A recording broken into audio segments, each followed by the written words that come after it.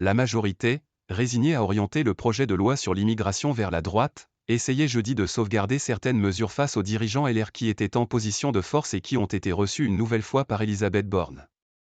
En vue de la réunion lundi de la commission mixte paritaire, CMP, au sein de laquelle 7 députés et 7 sénateurs tenteront de s'accorder sur un texte commun, les députés Renaissance ont adopté à une large majorité mercredi soir leur ligne rouge, fortement affaiblie après la motion de rejet du texte voté par l'Assemblée lundi.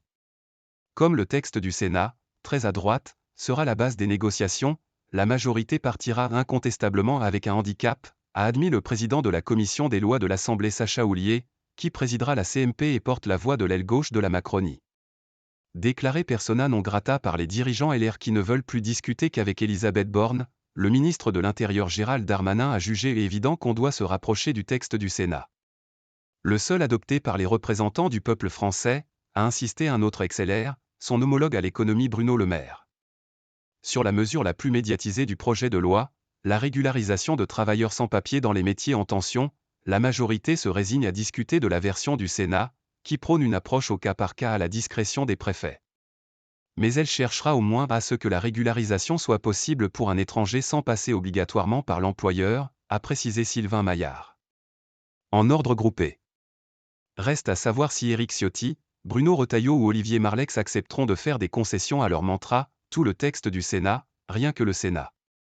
Après avoir rejeté la veille la proposition d'Elisabeth Borne de découper le texte pour n'en garder à ce stade que les mesures répressives facilitant l'expulsion des délinquants étrangers, ils ont été reçus jeudi une nouvelle fois à Matignon. Tout comme les représentants de la majorité, quelques heures plus tard. Nous avons ce matin confirmé à la Première ministre notre volonté de voir le texte du Sénat adopté, a réagi à l'issue de la réunion Éric Ciotti. Ça reste le cap, a affirmé à l'AFP sa collègue députée Annie Genevard, membre d'une CMP où la droite se présente en ordre groupé et est bien campée sur son objectif, éventuellement ouverte à des bougées mais pas des abandons en race campagne. Après cet échange, Madame Borne a convoqué ses principaux ministres à 17h30 à Matignon pour un point de suivi, avant de se rendre à l'Assemblée à 19h devant l'intergroupe de la majorité. L'exécutif joue gros, en cas d'échec, il abandonnerait son projet de loi, Emmanuel Macron ne souhaitant pas passer en force par un 49.3 cette fois-ci. Quand bien même le Conseil constitutionnel lui en donnerait le feu vert, dans une décision attendue jeudi soir.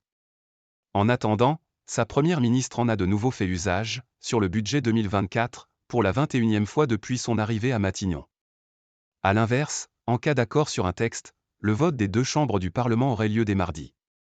Mais si le résultat penche trop à droite, une partie de l'aile gauche de Renaissance et des Modems pourrait faire défaut lors du vote et déclencher une crise au sein de la Macronie. L'adoption du texte pourrait alors dépendre des députés Rassemblement National, qui ne sont pas associés aux négociations. Or, le parti d'extrême droite a déjà prévenu qu'il ne pourra pas le voter si les mesures de régularisation sont maintenues. Son unique représentant à la CMP a même reçu le mandat de faire sauter les mesures pro-immigration. Marginalisé, la gauche ironise, à l'image du chef de file des députés socialistes Boris Vallaud dénonçant les compromissions d'une majorité qui n'a plus de ligne rouge. Une évolution qui inquiète la directrice de l'association France Terre d'Asile, Delphine Rouillot, pour qui la course folle à l'adoption semble lancée sur le dos des étrangers.